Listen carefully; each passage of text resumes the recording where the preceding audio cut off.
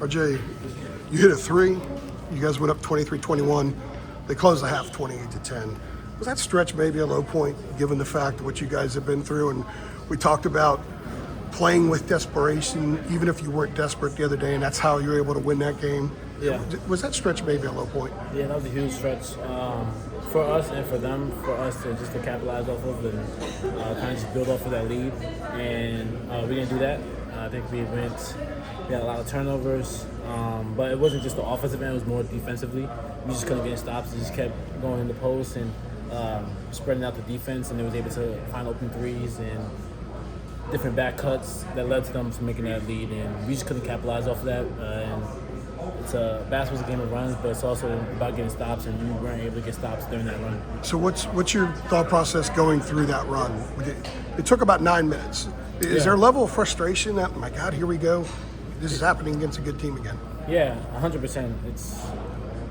Clemson's a really good team. They capitalize off of your missed turnovers, missed shots, and they're able to, they're a mature team, experienced team, and they did a good job kind of just sharing the wealth throughout everybody. And I feel a lot of frustration going through my mind during that stretch, but just trying to stay composed and positive for my teammates, and kind of staying within the game. You can't just let one bad play affect the rest of the plays. RJ, this team, I think back to November and December when you guys would dig some big holes, but you play with your hair on fire.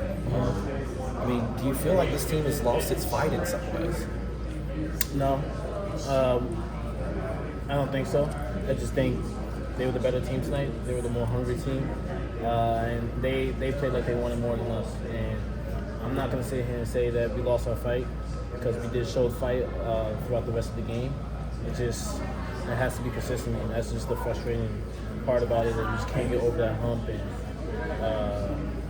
continuously to show that we wanted more. I think Clemson, they were just able to kind of get to the spot they wanted. They shared the basketball, they played harder, and that just can't happen, especially when we're in the midst of the season where things have to get going for us and if we want to make a run. I'm sorry, they seem to get a lot of clean looks from three tonight. What was wrong defensively for you guys that allowed that to happen? First half they shot 50%, and then we shot 50%, but obviously they were up more points than us, so at that point we just have to get stops, and we just didn't do that in the first half. And it kind of carried on to the second half a little bit. I felt like we kind of put together a couple possessions together, but we just weren't enough for us to make a run and for us to continuously get stops and make the game close.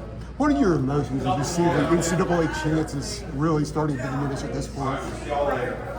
I'm gonna still stay positive and still continue to lead this group, and I still think we should turn this season around. Obviously, this could have been a huge win for us, but we still have a lot of games left to go. Regular season plus ACC tournament, so I still have high hopes and positivity for this group. So, yeah. What are you seeing with Ian's struggles here of late? Is this a slump, or what's not going well for him?